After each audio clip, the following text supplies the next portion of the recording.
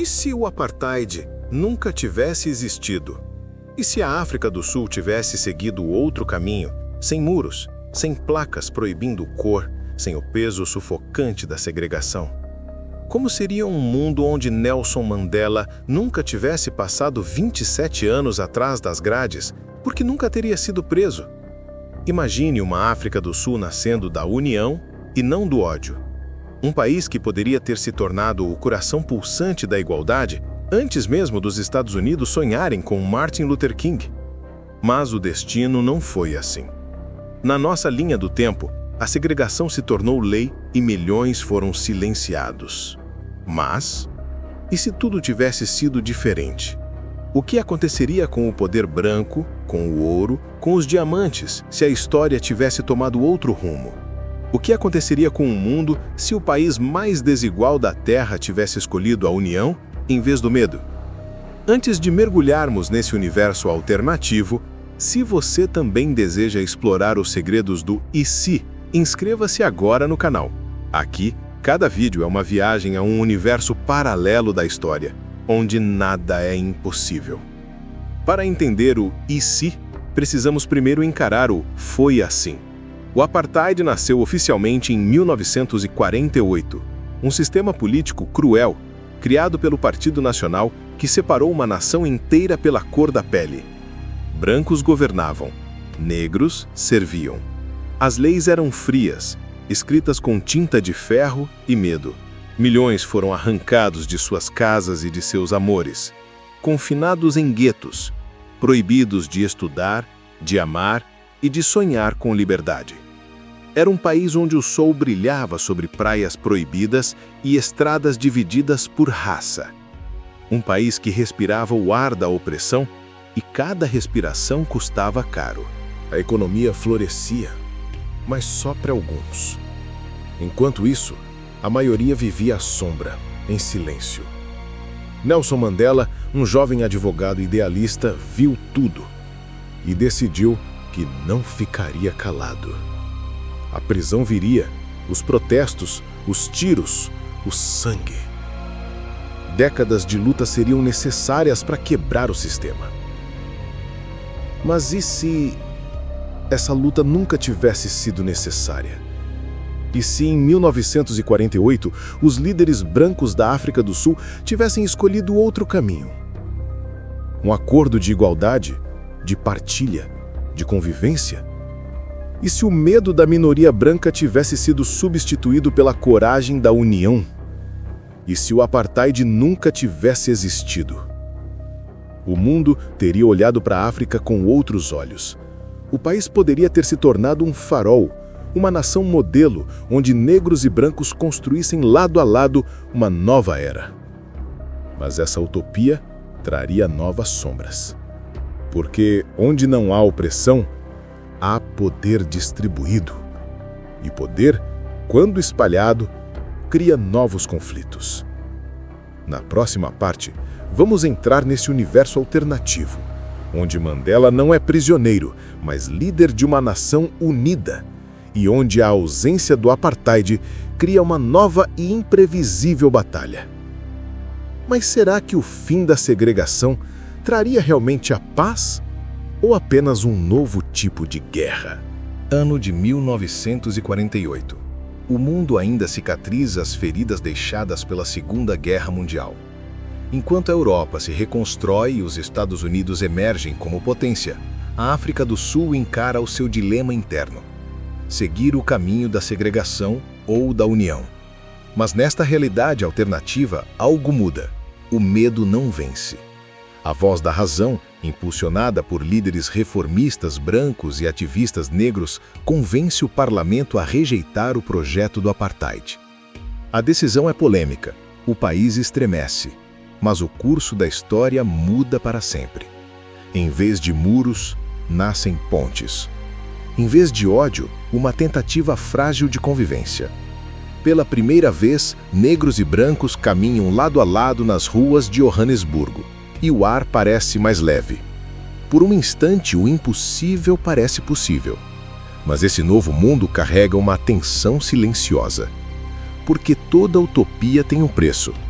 Com o colapso do projeto segregacionista, surge uma coalizão inédita, o Congresso da União Sul-Africana, formado por líderes de todas as etnias. Entre eles, um jovem advogado chamado Nelson Mandela, não como prisioneiro, mas como arquiteto de um novo país. Mandela propõe algo revolucionário. Se queremos ser livres, devemos aprender a ser iguais antes de sermos poderosos. As palavras ecoam e inspirando o continente inteiro. O apartheid nunca existiu, mas o fantasma da desigualdade ainda ronda cada esquina. A riqueza continua concentrada nas mãos de poucos, e o racismo, embora não legal, vive nos olhares, nos contratos, nos salários. A utopia da igualdade começa a trincar. Aqueles que perderam o monopólio do poder, fazendeiros, industriais, banqueiros, começam a conspirar nas sombras. Eles veem a nova ordem como uma ameaça à estabilidade, ou talvez ao seu domínio. A promessa de união se transforma em uma disputa silenciosa. Enquanto Mandela fala sobre reconciliação, uma rede de elites começa a financiar milícias de autodefesa. O discurso é o mesmo: proteger a nação de instabilidade. Mas por trás das palavras está o velho medo, o medo do outro. As cidades se enchem de esperança e de desconfiança. Os jornais exaltam a nova África, mas nas ruas sussurros se espalham. Até quando essa paz vai durar?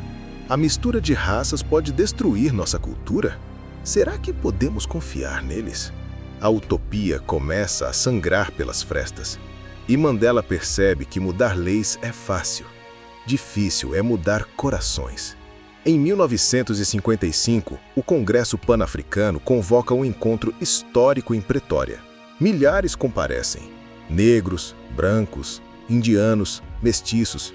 No palco, Mandela ergue um documento chamado Carta da Liberdade, declarando: a África do Sul pertence a todos que nela vivem, negros e brancos, juntos, iguais. A multidão vibra, mas entre os aplausos, há olhos frios observando. Homens de terno e silêncio, planejando o retorno da ordem antiga. Eles sabem que não precisam de leis para dominar, apenas divisão. Mandela sorri, mas no fundo ele sente: a história não esquece o que o medo ensinou. A nova África se torna exemplo para o mundo. Na ONU, Mandela é saudado como símbolo de paz. Mas enquanto o planeta o aplaude, dentro do país as rachaduras crescem. As forças que antes criaram o apartheid não desapareceram, apenas mudaram de forma.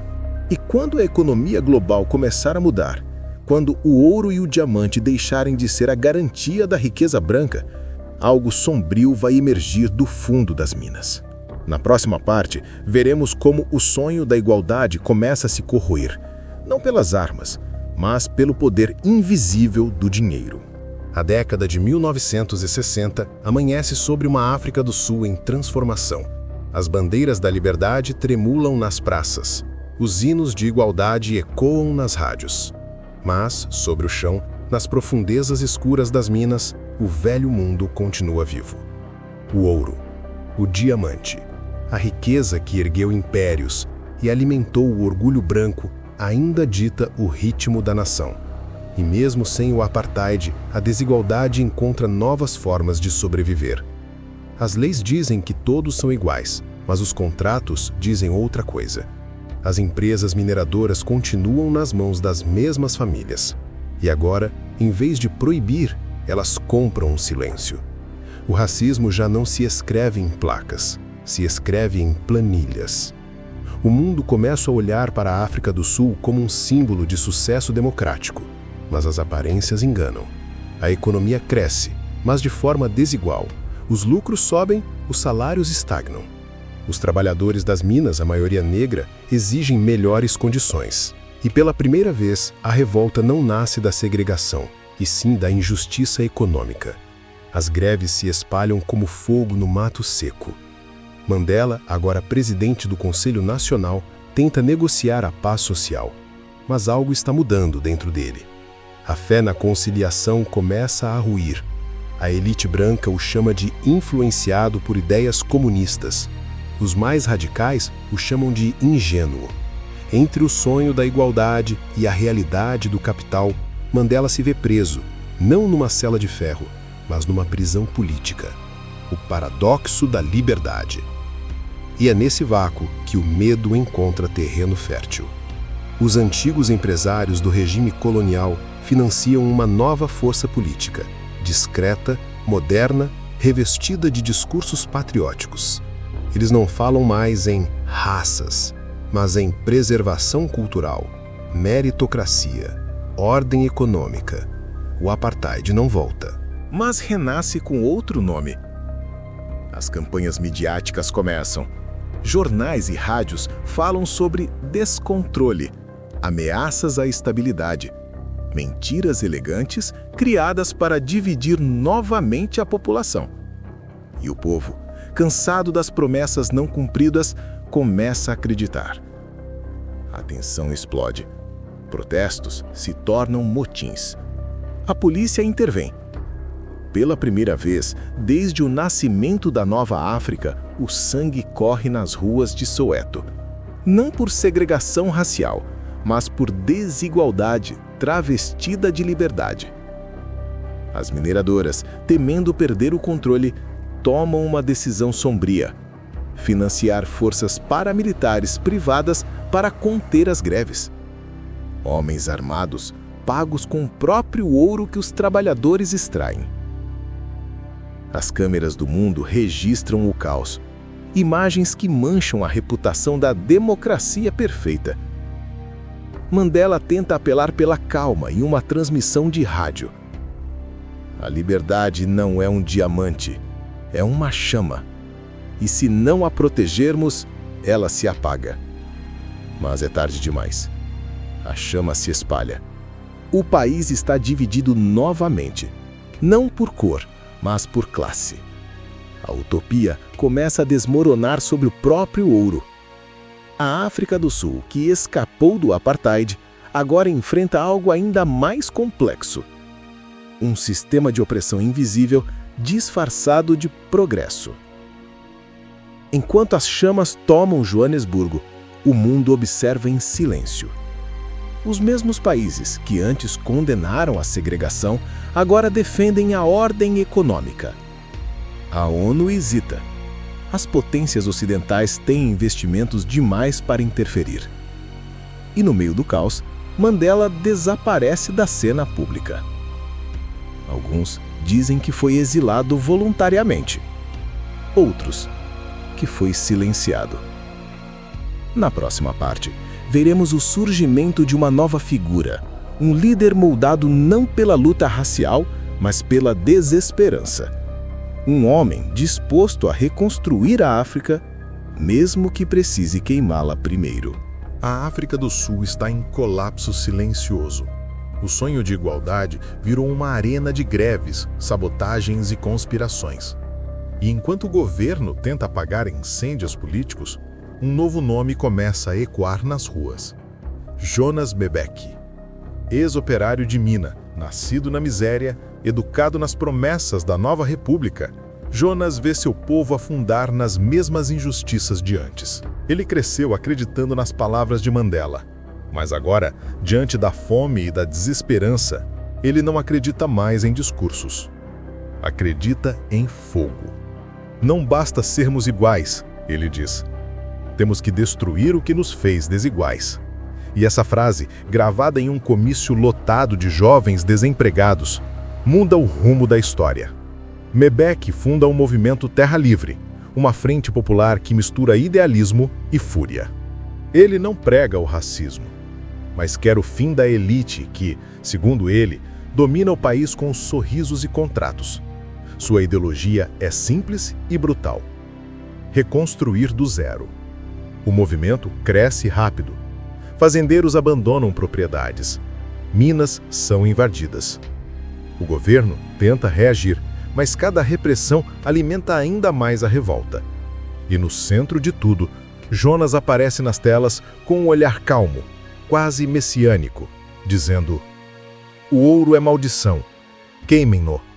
Queimem tudo." As palavras viram chamas. O que acontece com um povo desesperado? E sobre a outra. As potências estrangeiras se afastam. E nas ruas o povo começa a ver Mbeki não mais como herói, mas como profeta da ruína. Enquanto isso, Mandela, isolado e doente, acompanha tudo de longe. De uma casa simples nos arredores de Durban, ele escreve uma última carta, nunca publicada. Quando o homem acredita que pode purificar o mundo com fogo, ele esquece que as cinzas também sufocam quem respira nelas. Mas ninguém lê, ninguém quer ouvir. A África do Sul mergulha em uma guerra interna, não racial, não política, mas moral. A luta agora é entre o sonho e o desespero. A cidade de Joanesburgo arde. Fábricas ocupadas, bancos saqueados, transmissões de rádio interrompidas. Mbeki toma o poder com o apoio dos militares dissidentes e proclama a nova República Popular Africana. Ele promete reconstruir o país livre do ouro, do capital e das mentiras. Mas ao tentar limpar a ferida, ele abre outra. Persegue empresários, censura jornais, nacionaliza tudo que respira lucro. O sonho de igualdade se transforma em um pesadelo autoritário. As estátuas de Mandela são derrubadas, não porque ele oprimia, mas porque ele acreditou demais na paz. E enquanto o povo grita nas ruas, Mbeki repete diante das câmeras: "Vocês não entenderam. Às vezes é preciso destruir o paraíso para salvar os que nunca entraram nele." O mundo assiste horrorizado. A utopia da união agora é cinza, fumaça e silêncio. O fogo apaga, mas o rastro fica. Anos depois, ruínas de minas abandonadas e cidades fantasmas cobrem o país. A África do Sul, que escapou do apartheid, se tornou um experimento fracassado, não de ódio racial, mas de idealismo absoluto. Mas o destino ainda não terminou de escrever essa história. Do caos, algo novo começa a emergir. Uma geração nascida sem medo, sem mitos e sem fé, decidida a reconstruir o país sem heróis. Na próxima parte, veremos como essa geração tentará erguer um novo mundo e o que acontece quando uma nação tenta renascer das cinzas de seus próprios ideais. Anos 1990. O vento sopra por sobre as ruínas da antiga Joanesburgo, agora uma cidade dividida entre memórias e destroços. As chaminés das fábricas estão frias, os trilhos de trem enferrujados. O ouro já não brilha. E nas escolas, as crianças aprendem não sobre heróis, mas sobre os erros dos que tentaram mudar demais. Essa é a herança de Jonas Mbeki, o homem que queimou o futuro. O país sobrevive, mas sem alma. As fronteiras econômicas se fecharam, o comércio internacional desapareceu e a África do Sul tornou-se um mosaico de pequenas repúblicas regionais, cada uma tentando governar o próprio caos. E nesse cenário nasce uma nova geração, filhos de pais que perderam tudo, crescidos entre promessas quebradas e silêncios profundos. Eles não acreditam em Mandela, nem em Mbeki. Não acreditam em redenção. Acreditam apenas em sobrevivência. Nas antigas províncias surgem novas ideologias, pequenos movimentos tentando reconstruir o que sobrou. Em Durban, jovens engenheiros tentam criar uma economia local baseada em energia solar, longe do ouro e da exploração. Em Pretória, líderes religiosos falam em perdão e reconciliação, mas ninguém escuta. E em Cape Town, cientistas e estudantes sonham com algo radicalmente novo, uma sociedade sem líderes. Eles se chamam de a geração sem heróis. Um grupo disperso, conectado por rádios clandestinos e ideais perigosos. Acreditam que o verdadeiro erro da humanidade foi sempre seguir alguém. Mandela, Mbeki, qualquer nome. Para eles, todos os líderes acabam se corrompendo. A única revolução possível é a da mente, a do indivíduo que pensa por si. Mas como reconstruir uma nação sem símbolos, sem bandeira, sem fé? Essa é a pergunta que ecoa nos becos abandonados da Nova África. Sem governo central, a África do Sul torna-se um experimento político sem precedentes. Cidades-estado emergem. Algumas florescem sob a lógica comunitária, outras afundam na anarquia. Durban vira uma utopia tecnológica. Prédios autossustentáveis, inteligência artificial controlando o consumo de energia e uma nova moeda digital baseada em trocas locais. Mas em Soweto, reina o desespero. Milícias controlam a comida e a água, trocando segurança por obediência. O sonho da liberdade absoluta se torna o pesadelo da solidão coletiva. Sem leis, cada um cria a sua. Sem líderes, cada um se torna juiz e inimigo. A utopia sem heróis começa a ruir por dentro. E é nesse vazio que uma nova voz surge, transmitida em ondas clandestinas de rádio. Vocês destruíram o poder, mas esqueceram de criar propósito. A voz não tem nome nem rosto, mas suas palavras ecoam em todo o país. Ela fala sobre recomeço, sobre memória, sobre o perigo de esquecer o passado. E com o tempo, essa voz começa a unir o que nenhum líder conseguiu: consciência. Pessoas se reúnem em torno de fogueiras. Antigas bandeiras são reconstruídas com pedaços de pano. Não é uma revolução, é um luto coletivo. Um reconhecimento de que o mundo sem apartheid também falhou, não porque havia ódio, mas porque faltava direção. Nasce então um novo movimento, silencioso, sem líderes e sem culto à personalidade. Eles não querem poder, querem lembrança. Querem entender onde tudo começou a se perder.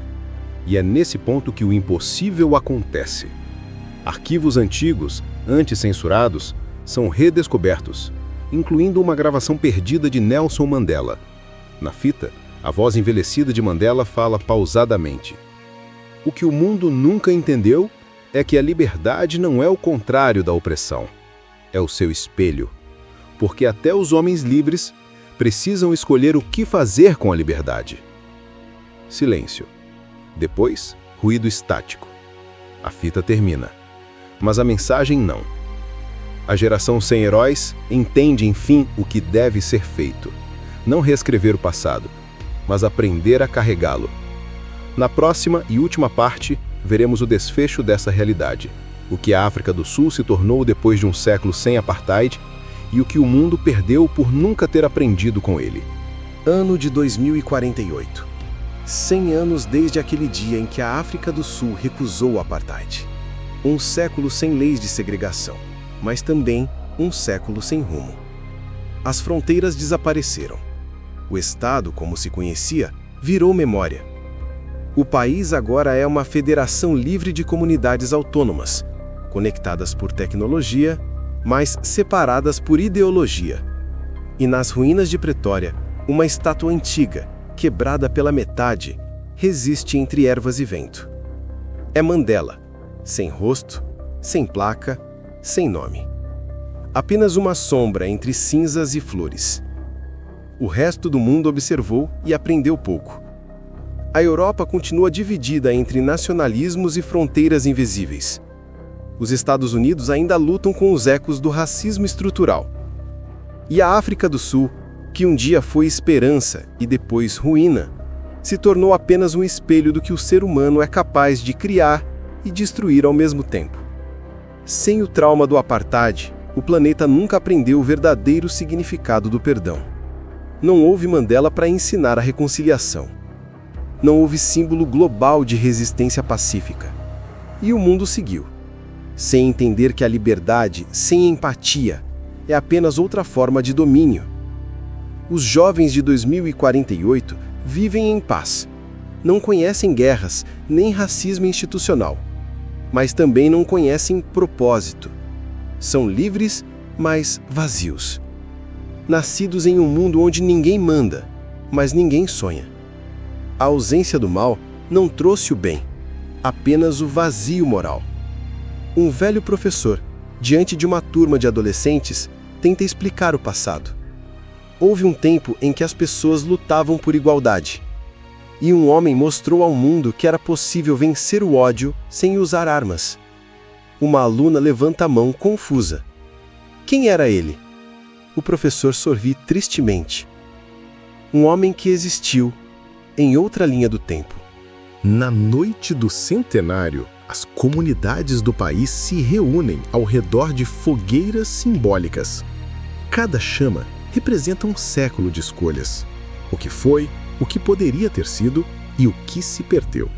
E em meio ao silêncio, alguém recita as últimas palavras da gravação de Mandela preservadas digitalmente.